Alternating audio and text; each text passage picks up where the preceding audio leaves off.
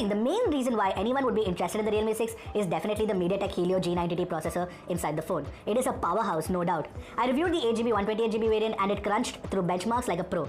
Under ₹20,000, the Realme 6 along with the Redmi Note 8 Pro are possibly the most powerful phones you can buy today. You can take a look at the benchmark comparisons for yourself to see. However, what matters is day-to-day performance, and the Realme 6 didn't stutter once and it was extremely fast and responsive. In fact, I've had a more stable experience on the Realme 6 compared to the Redmi Note 8 Pro and even the Poco X2 for that matter. The phone also keeps apps in memory for a long time. Gaming on this phone is also a treat, obviously. If you are a PUBG fan, you're gonna love the fact that I could play the game at HDR and Ultra, which is 40 FPS, setting easily with very few frame drops. In fact, I'm more of a Call of Duty fan and that game plays smoothly as well. You can stretch it to max frame rates on high graphics, but you can also play at very high graphics with Bloom on. Plus, you also get a fast UFS 2.1 storage with excellent read and write speeds as well. However, there is an issue with the G90T, and that was an issue with the Redmi Note 8 Pro as well. The phone does tend to get warm around the camera module after about an hour. Alright, let's talk about the design. There's nothing new here. No, really. It looks a lot like the Realme XT and the X2, only with a plastic back. And now that is the biggest downside considering I like it. I like white phones in general. Now, if that's not your scene, then you can definitely pick the Comet Blue variant instead. Now, what I like about the Realme 6's design is that it is grippier compared to the Redmi Note 8 Pro. One, because it has a plastic bag, and two, because it is not as wide. So, the ergonomics, despite being fairly thick at 8.9mm, are pretty good. It also helps that the rear is curved gently. As for the frame, it is reinforced by metal on the inside, but has a mixture of plastic and glass fiber on the outside. I am still not a fan. Also, I'm not a fan of that monstrous camera bump on the rear. It protrudes out at least 0.7mm and wobbles on the table like a drunk Devdas missing Paru. Anyway, you have the power button on the right, which also doubles up as the side-mounted fingerprint sensor. And as side-mounted fingerprint scanners go, this one is also super fast. I actually prefer side-mounted scanners. The face unlock is blazing fast too, but not very secure. The volume rocker is on the left along with a triple slot card tray that can take 2 nano SIM cards and a micro SD card. There's a Type-C port at the bottom with USB 2.0 spec. The headphone jack and the speaker grill are on either sides of this Type-C port. The 3.5mm headphone jack can drive earphones really loud, but it tends to favor the bass frequencies. The mono speaker can get loud, but it does get shrill at maximum volume. So overall, not the best audio performance on a Realme phone, let alone any other phone. What was once a feature limited to flagship smartphones, this makes a whole world of difference to the usage experience. I have said this before and I will say this again, I will take a high refresh rate display over an AMOLED panel any day. Now coming to the 6.5-inch in-cell LCD panel on the Realme 6, it has a resolution of 1080 by 2400 and an aspect ratio of 20:9. So what I noticed is this display has a very cool color temperature by default. Also, it has a lower peak brightness level compared to the Redmi Note 8 Pro. Another thing I noticed is the auto brightness is way too aggressive. I think Realme is doing this on purpose to save on battery. Moving on, both the phones come with wideband L1 and HDR video playback support, but it works only in the YouTube app. The phones cannot play back Netflix videos even in HD, let alone HDR. Which is disappointing. Another thing I noticed about the Realme 6 is that the oleophobic coating is almost non-existent. A couple of swipes and scrolls on the display and my oily fingers deposited so much grease on the display that US is planning to send its army to capture it. Okay, sorry for the bad joke. Anyway, the Note 8 Pro also has a smaller chin and better haptic feedback.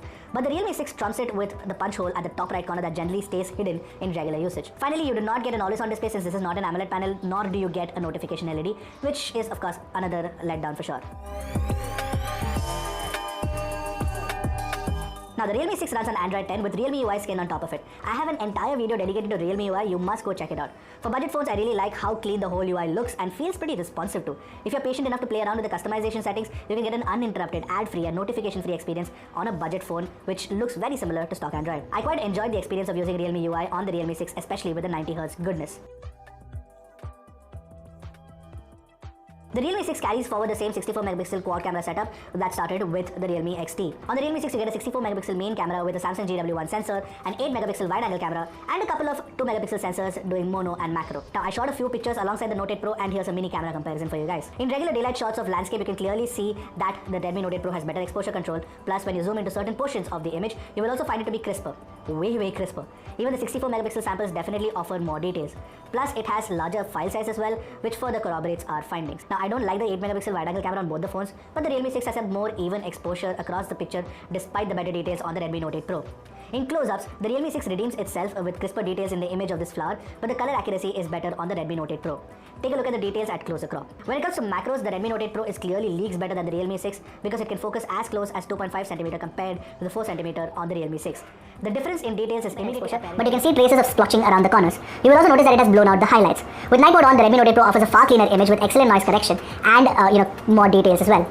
So when it comes to cameras on the Realme 6, in most scenarios I found the Redmi Note 8 Pro's algorithm to be better in almost every way with sharp details across the board. Maybe you need Now the phone has a 4300 mAh battery inside and it lasts really long despite powering a high refresh rate display. You literally won't have to worry about your battery lasting an entire day even if you switch on the refresh rate to 90 Hz. In fact, I got a very good screen on time of around 6 hours 52 minutes and in general it was above the 6-hour mark, which is excellent for a 90 Hz panel. Using the 30-watt fast charger, you can also charge the battery in under an hour, which is again excellent. You really can't get any better than that from a phone in this price range. As far as network connectivity goes, the Realme 6 can do dual VoLTE and VO Wi-Fi with ease. Plus, you also get excellent network performance on Airtel's 4G network in Delhi, or there and thereabouts. Now, at that price, the Realme 6 is still excellent value for money. But I'm sure that a lot of people who actually, have been following Realme would be slightly disappointed, saying that, okay, fine, the Realme 5 was around the 10,000 price range.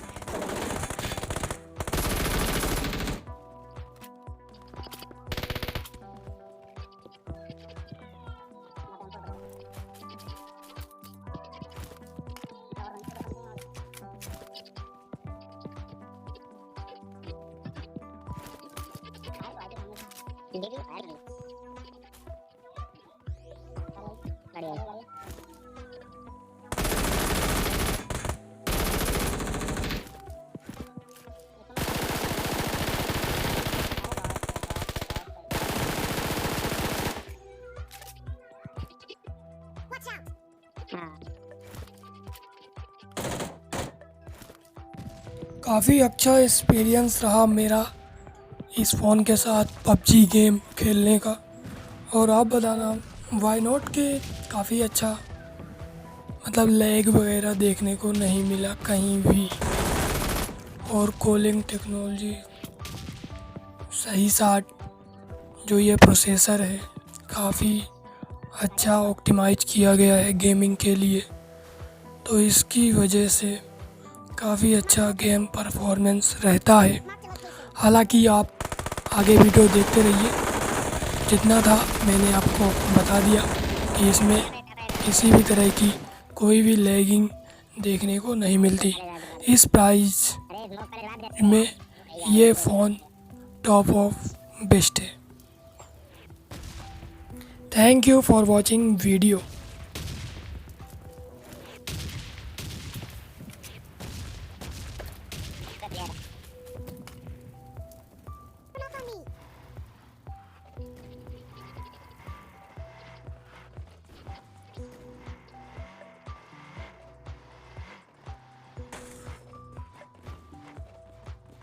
सही है, आप मतलब पूरी गाड़ी आएंगे, गाड़ी आ गई।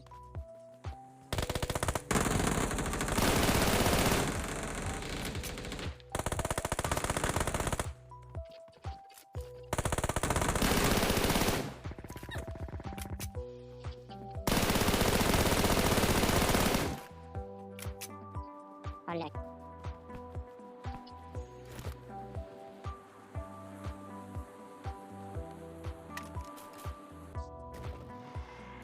अबे आता है बंदा हमसे पीछे को निकल गया। मार्क द व्हीकल टेंडर के बाद है। बहुत सही,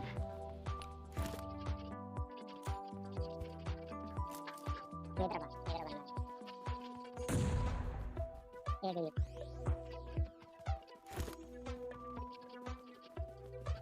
चलो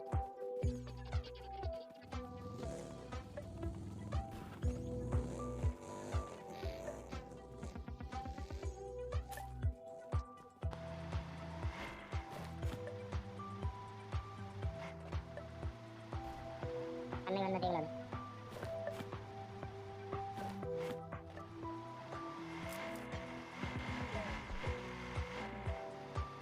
नहीं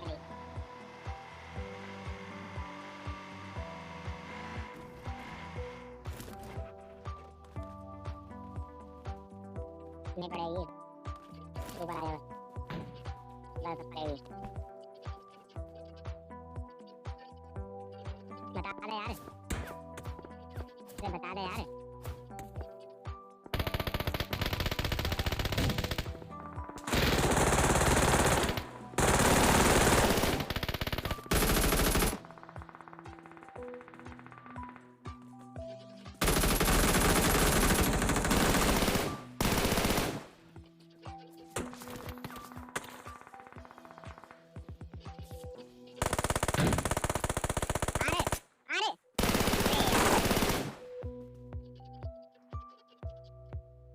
बहुत सही रुकी गाड़ी यार, टिपिकल से बहुत सही गाड़ी रुकी है वो।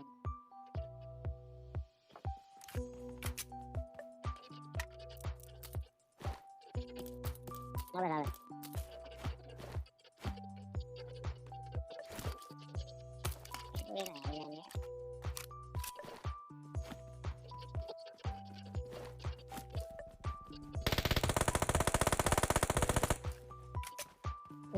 गाड़ी आई है।